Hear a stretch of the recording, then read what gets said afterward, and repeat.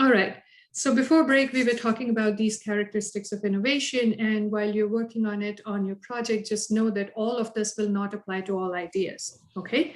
You have to see that some of these would be more relevant, pertinent to your idea, and dive into those concepts. Now, with the diffusion of innovation curve, and specifically when we know the projectile that most of the technological advancement takes in the market, we know that they soon comes to this plateau part where then they go down with the late majority, where these are the people who are still interested in the offering of the product and service, but are waiting for two things: either knowing the feedback of the mass who have actually adopted it and can vouch for its effectiveness, or they're also waiting, or a combination of waiting for the price to go down because competition has entered the market and that price elasticity is in play in order to redefine the sale price and so on. Okay, so when they start getting into this late majority or the conservative aspect of the market, this is the area when your profit, the right over here, when your profit starts to plateau, right? So combining these diffusion of innovation theory to what the modern science or the modern marketing science calls it, the period of infatuation, as coined by Burt in 2006. He said that, if you have these strong functional, social, and emotional components that are worthy of consumers' time, and you have managed to enter the first point of the market, then at that point, we start the journey of continuous improvement. Okay, it's not that you have made it; it's just the start of the journey of continuous improvement. Because, like the saying goes, that a perfectly satisfied consumer is a myth, right? You always want something more big, and a major reason for this is the open economy, that the competition is always thinking about the ways to improve. There was a time when first mover advantage was an amazing advantage to have for a long period of time because of the economies of scale in production and entering into the market. But now that those barriers are coming down for most of the startups, so it's even more important for you to keep thinking about innovative ways of keeping your offering fresh. It's not necessarily adding a new attribute. Sometimes it is showing the additional benefits, or just reiterating more benefits that product can achieve for the main target market. But we have to satisfy the insatiable nature of human being, right? So based on that and the current economic variables, they now talk about the first phase of creating infatuation, right? And literally speaking, if we go by the literal meaning of the word infatuation, it is short-lived and often too emotional, right? It's excessive in anything. It's an excessive passion, but it's short-lived. However, what's very important for in this concept is that the affinity towards the object is very strong, right? So if you're introducing a new product or service or a brand idea into the market, and your functional aspects of that product is really high, what it achieves is what they call the privileged state, right? The main consumers who bought your idea or product are infatuated by the novelty of that. The functional components are super strong in that case, right? They truly believe of the benefits they would receive as a result of using that.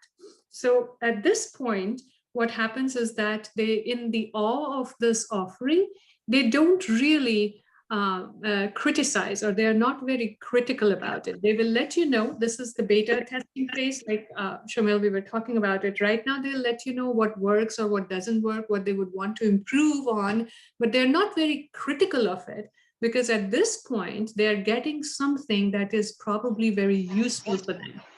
So the positives outweigh the negatives at the initial stages. This is the stage where you actually, for a new brand to enter into the market, you pay attention to both the highs of positives and negatives, things that consumers really like and things that consumers are not too excited about. So that gives you room to actually elevate those kind of elements in there, right?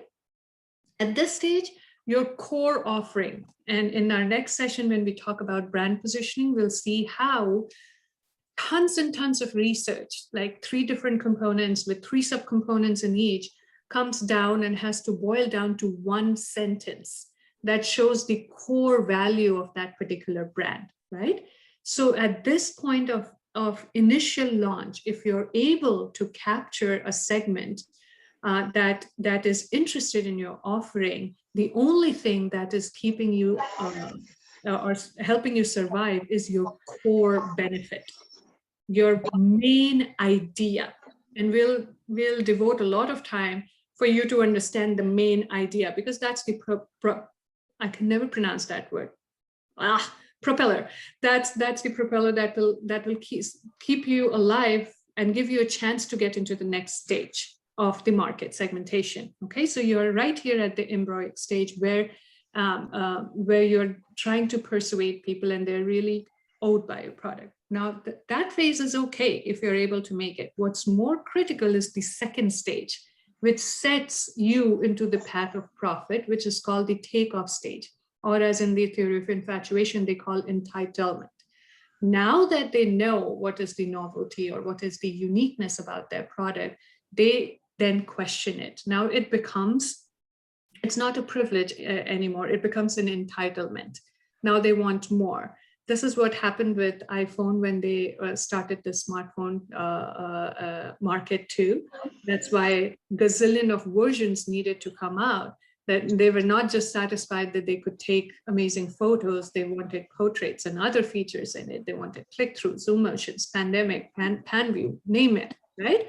So consumers very easily get accustomed to what becomes a norm. And again, market structures like competition makes it even a more accelerated process. So they really want to know or they forget what is it that is binding them to your brand as compared to the competitor's brand.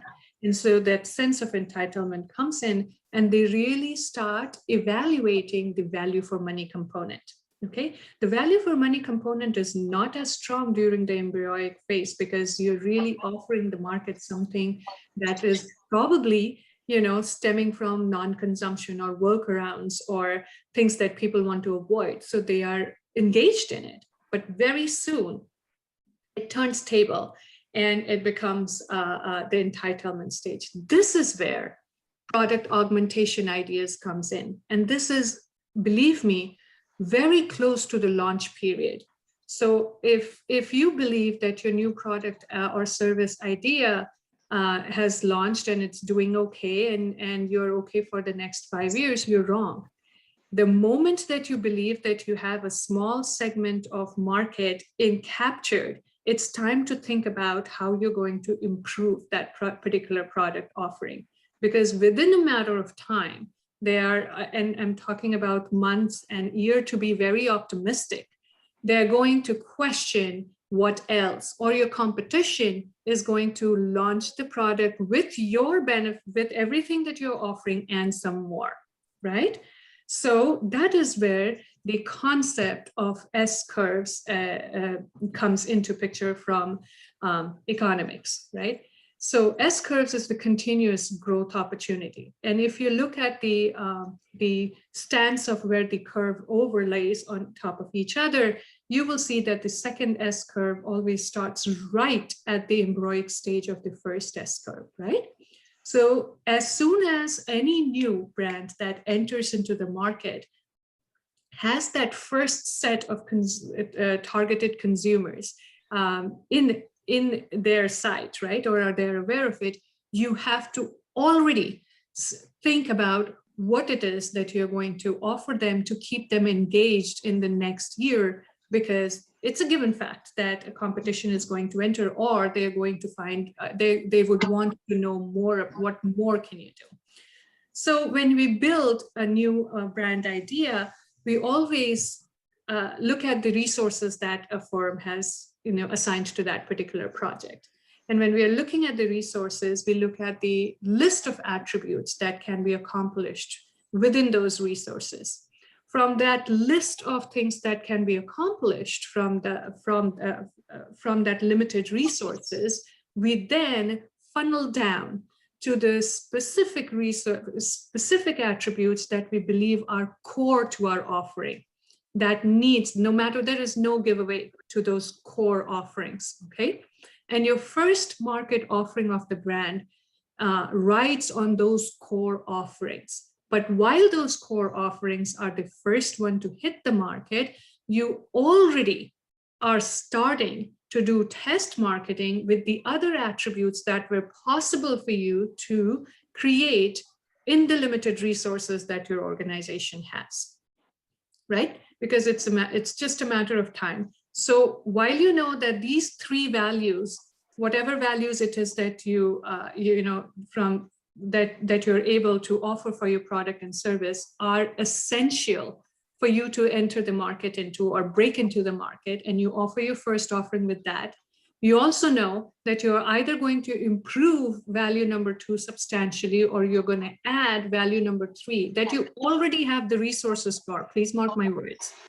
Not something that is going to go into another round of expansion or a new product development, but that's something you already have, because as you notice, the S-curve starts pretty quickly in terms of how are you going to still keep yourself differentiated in the market, okay? So that is why diffusion of innovation theory is still extremely important, but because of the variance of the economy that we have at this age, the S-curves are much, much faster as compared to others. And, this is true for financial industries. This is true for medical sciences. In fact, medical science never stops research. There is never a pause. It's always going on. It depends on what makes or does not make to the approval process. But it's also true for every kind of startup. And most of the startups don't do well because they had a great idea, but they didn't know what's next, or they didn't have it planned enough to roll out what's next before the competition killed them. Do you get my point? Do you understand what I'm trying to say? So when you're looking at the diffusion of innovation theory, know how fast the market is changing. Read on the trends that's going on. Right now, the way that pandemic has changed our point of view and is not temporary. It will fundamentally change the way that we communicate with each other. And there's going to be a shift. There's always already happening, but there's going to be a permanent shift in terms of offerings that consumers will expect to be, a norm. So when you're developing these, read those things that are coming up, and all major research firms are working on this because they know that this is going to happen. So you need to know these trends, and you need to know what are those core attributes. When you're looking at those 30 values, and you know that these are the core ones that you're going to definitely include in your first offering, know the other 2 that you will already have the resources available for in order to keep them infatuated, okay? All right, so when you are answering those questions, you should think about what are some of the ways that you will do it. In order to do that, it is really important for you to know your resources, be very realistic in what can actually be accomplished. But some of the strategies that has really worked well in the past is, 1, you change or add beliefs to an existing product, right? Think about Dyson, again, a vacuum cleaner segment of the economy, which is very well established. There were Hoover or so many other, Eureka, they're all doing really well. But what it did, Dyson is still, at the time of its launch, was still a vacuum cleaner, but it patented on how it can actually clean better than what all the other competitors were claiming at that point in time, right? So not only did it say that it has more power, this, that, and the other thing, but the patented ball strategy said that it can reach the corners, which is difficult for the others to reach. And then came all the attributes, and they patented it. So all the other attributes of power, or how light it is, or whether it's cordless or not, were all duplicated by every other firm, right?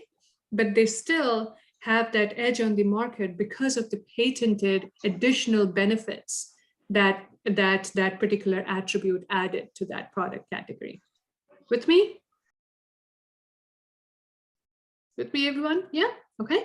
The second strategy that works really well is shift importance, right? So every particular product or service that we use has pros and cons. So when Mayo Clinic and a lot of other medical science journal suggested that drinking wine in limited quantity is actually good for health, it was a very, very good day for me, because it changes beliefs. It just adds a new belief into why this would be important, or why this would be a good idea. So anything that can shift the importance of the product into a new realm, we often hear, and so many examples come in these days, that this particular product is also good for so-and-so, especially in medical sciences, we see these examples.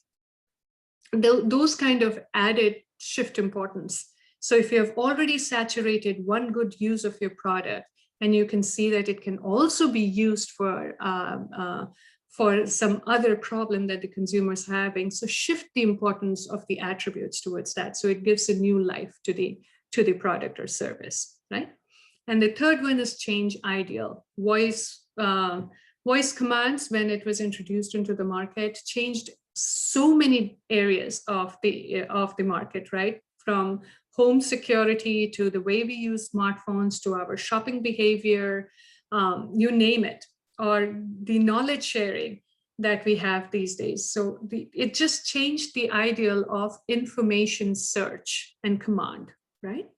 So that was a major breakthrough that impacted so many industries and created so many product ideas based on that one innovation that really changed the ideal. And if you look at the younger generation, at least I am old enough to see a very stark difference between the way I behave and the younger generation behave. They're so comfortable with this that something more than voice ideation is going to change their ideal. For them, this is the norm. But for me, people in my generation, this was a real change in the ideal. It changed compatibility. Talk about compatibility. And then weighing it against the relative advantage. For the longest period of time, I felt very uncomfortable with having an Alexa or Siri at home, that there is a device listening to every single word we utter inside the security of our house. But for the younger generation, that's the way, that the privacy issues are not as strong amongst them as it is with us, with me. So it was really a change in ideal, but it is so strong, and it is, again, the lobbying and the money power that these big companies have into the market also has a very strong role to play in it. But having said all that, it did change the ideal, right? So now there are so many new products that can incorporate these change in the ideal and offer something new. Medical assistance, SOS calling, assisted living, all of these new all of these areas are using this new innovation in order to come up with a new offering that are very beneficial to them, right?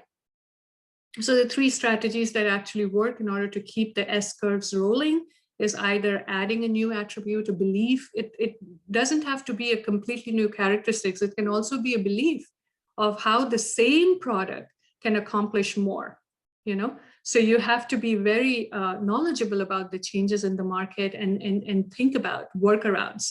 We always tell, for any product manager, it's really important to know all the different ways that their product or service is being used. Many times the consumers will tell you that they're using your product for so many different reasons than it was originally produced for. And that is an opportunity that is already opened up for you. So if you don't mine on it, it's an opportunity lost, right? So the three ways. What else can you do? You always have to be connected with your consumers. So the traditional idea of having a market research survey done every three quarters, or at the end of an annual year, or just do it before the launch. The beta A/B testing is before the launch of the product, and that's it. Sorry, that won't work anymore. You have to be in constant touch, and this is more applicable in a B2B scenario, believe me, than a B2C scenario, because the demand is changing every minute as well. So we can never, ever lose touch with the customers. And that's why relationship management in a B2B or a B2C has become more important. With the onset of internet, listening, there are jobs that are open for so many entry-level positions where the whole purpose for them is to listen to what consumers are talking about their brands on consumer-generated content, right? Whether it's social media or blogs or their own websites or competitors' website or so on. But you always continuously need to have your ears open and not just listen to it, be ready to strategize on it, be ready to act on it, and whether it's just acknowledging. And in one of the articles that I have shared, they talk about how it's very important to be honest on your social. If a brand chooses to be present on the social media, then they have to be honest in their presence of the social media. Bots don't work because consumers are too smart. Excuse me. Because consumers are too smart to figure that out, and they treat it as dishonest. So honesty and transparency are very, very important for consumers today, and even the older generations are getting used to it because it's a genuine attribute, and so it can be done halfway. If you're in it, then you have to be all the way in it and be genuine for it. So you have to analyze and respond to that connection. And sometimes that helps you think about the S-curves. That sometimes they always tell you what is it that they are anticipating or they want in your product or service moving forward. So it gives you an idea. This constant relationship with your customer and the feedback loop gives you a very good idea of where you can improve your product for the next big push. Okay.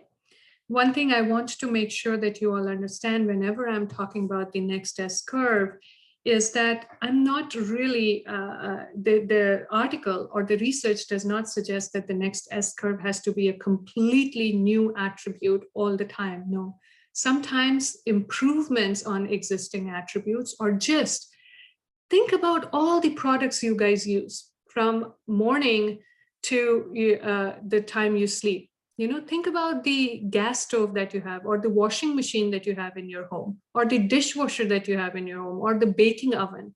I'm almost 90% sure that none of us have used all the different specifications or all the different attributes that these gadgets can actually fulfill. Have we? If I look at the user manual, I have only used 2 settings of my washing machine in how many ever years I remember, and it has more than 20, right? I have only used my oven to bake. I have never used it for 30 other things that it is capable of doing. That is true for every single gadget or app or service that is out there. Whatever we give to the market, there is a core to that offering. Consumers always want to use that core. It's very rare that they utilize 100% of an offering. So an offering always has an untapped market. We just don't know which part of it do we need to highlight next and how to connect it to consumers' need, right? So when we talk about S-curves, sometimes the managers they say, we don't have the resources. We have very limited resources. Well, you might already have it in the palm of your hands. You just don't know how to highlight that. So always keep those things in mind when you're thinking about brand improvement, changing your voice, improving your voice, standing for a cause. You might already have it, but it's time to highlight that in the next S-curve. Does that make sense? Yeah. Okay. Any questions? Any questions regarding anything that we have discussed so far?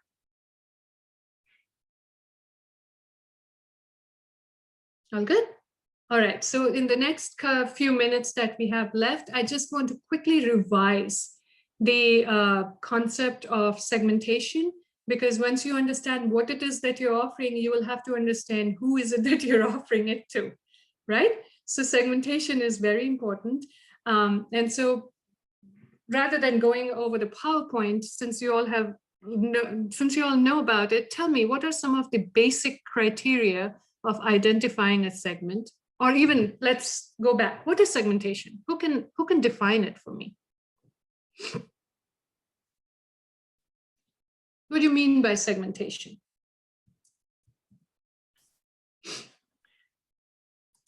I mean, understanding you're segmenting the market to understand exactly who in that universe you're trying to reach. Yeah, who are they, right? Yep. So is there only one segment that you know? There are many. Multiple. Yeah, we talk about behavioral and psychographic and demographic and other ways to. Right. So what are the characteristics of segments? So say, for example, let's take an example of one of the ideas that you're working on. Any idea. Okay, or each group, think about the idea that you're working on, right?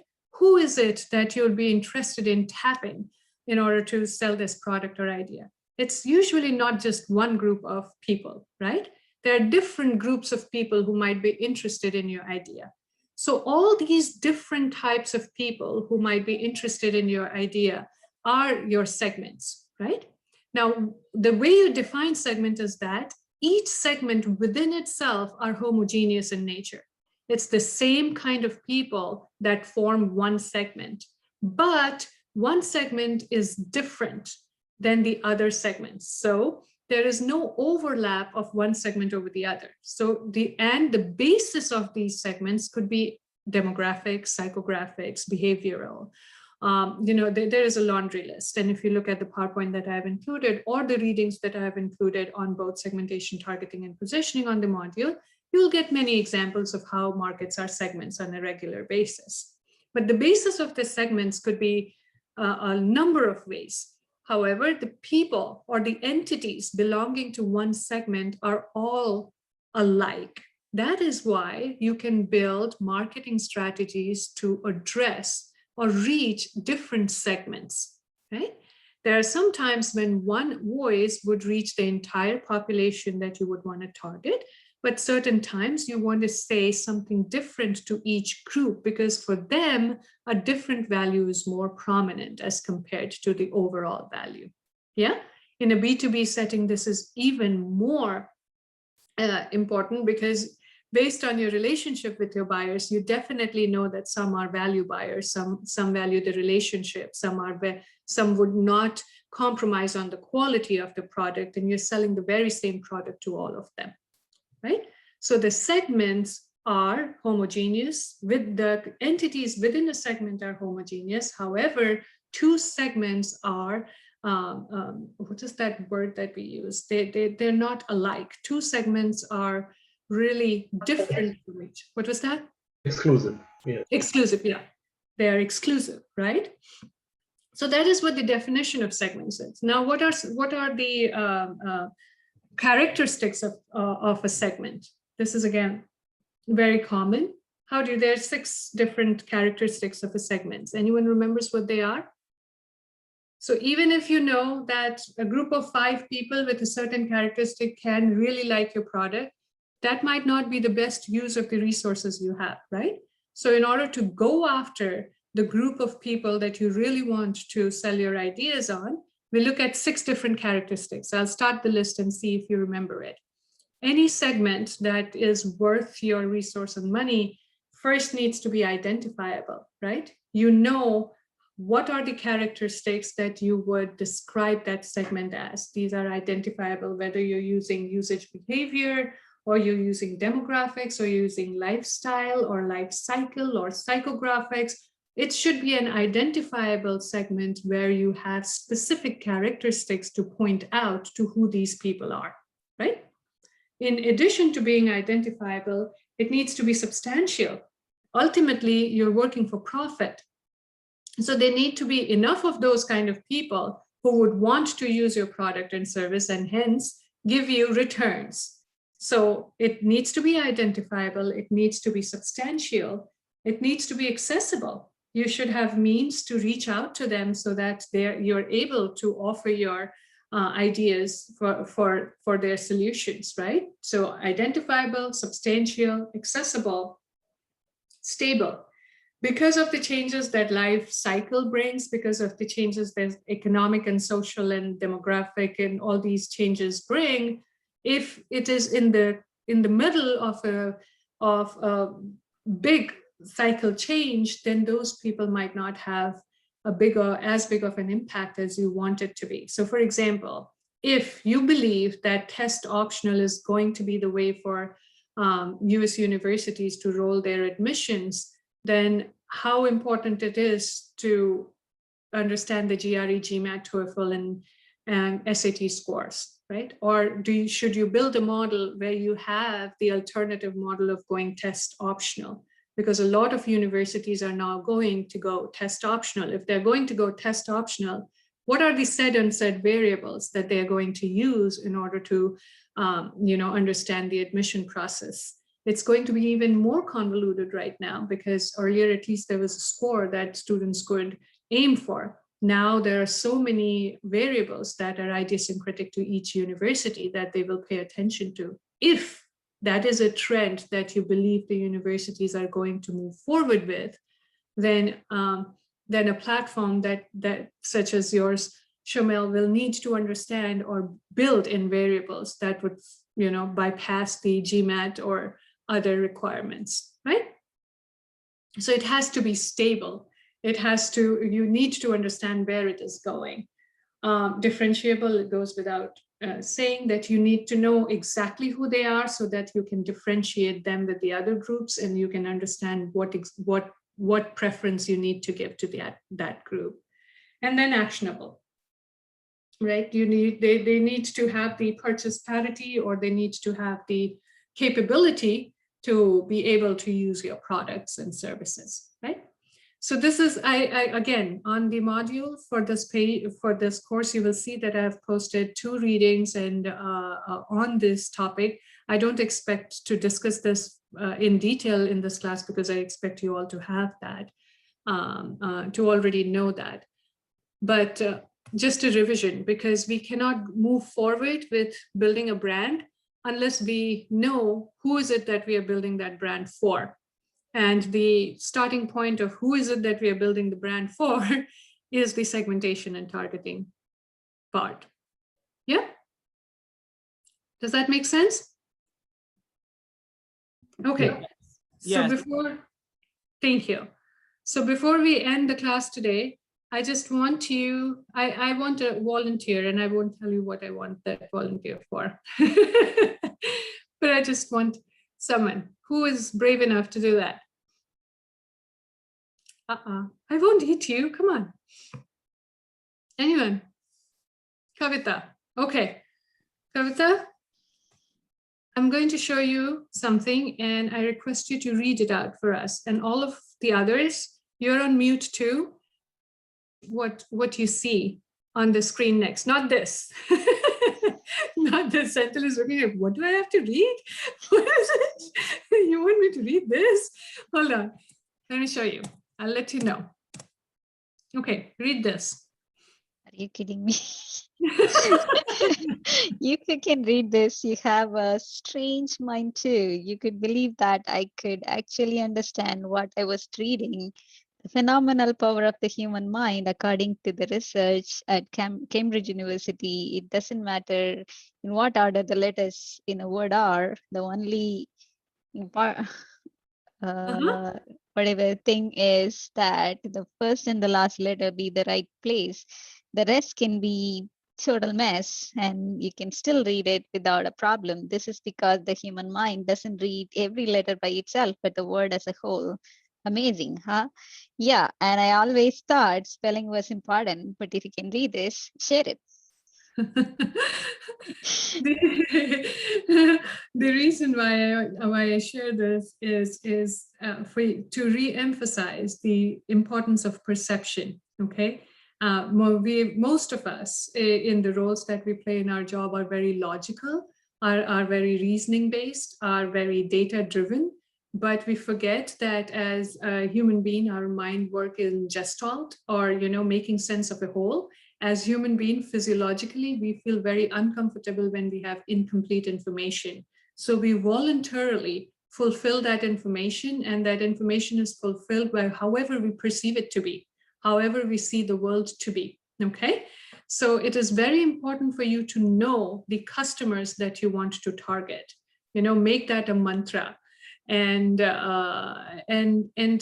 make sure that you understand, use as many creative ways as you possibly can to get in the shoes of those customers you really want for your business, because you can only win them if you know how they want to perceive you. Okay, and the next chapter, the next reading that we are going to cover in this course is called brand positioning. And it's based 100% on the perception of what consumers, the main essence of brand positioning is creating yourself in a way that you believe your consumers would want to see you as. Okay, so that is the next segment. Between now and then and the next class that we meet, we don't meet for a couple of weeks, I believe, right? I think so. So when we meet next, we will, let me stop sharing and share the, share the module with you. Okay. So when we meet next, we will start with brand positioning. If you look at the homepage for the Canvas site, you see I have the brand positioning reading right over here.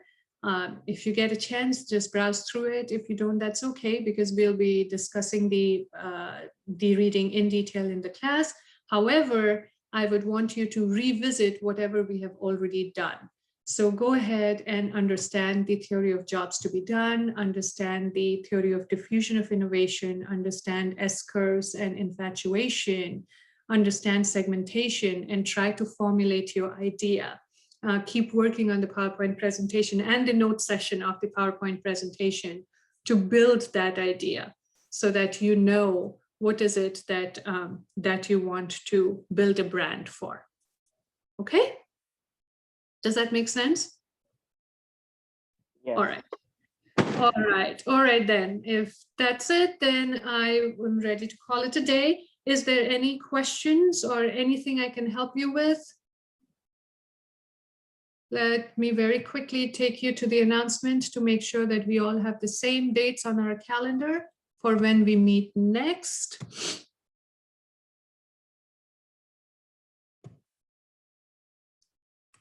There we go. So we are meeting on the 17th of April, the same morning, Yep. 8:30 to 12:15. Yeah. Yep. All right, awesome. You all have a good Sunday. Go out, have fun in the sun, and I'll see you in a couple of weeks. Thank you. Have a good one. Thank you so much. Thank you. Thank you. You all have a good day. Bye-bye. Good night. Bye.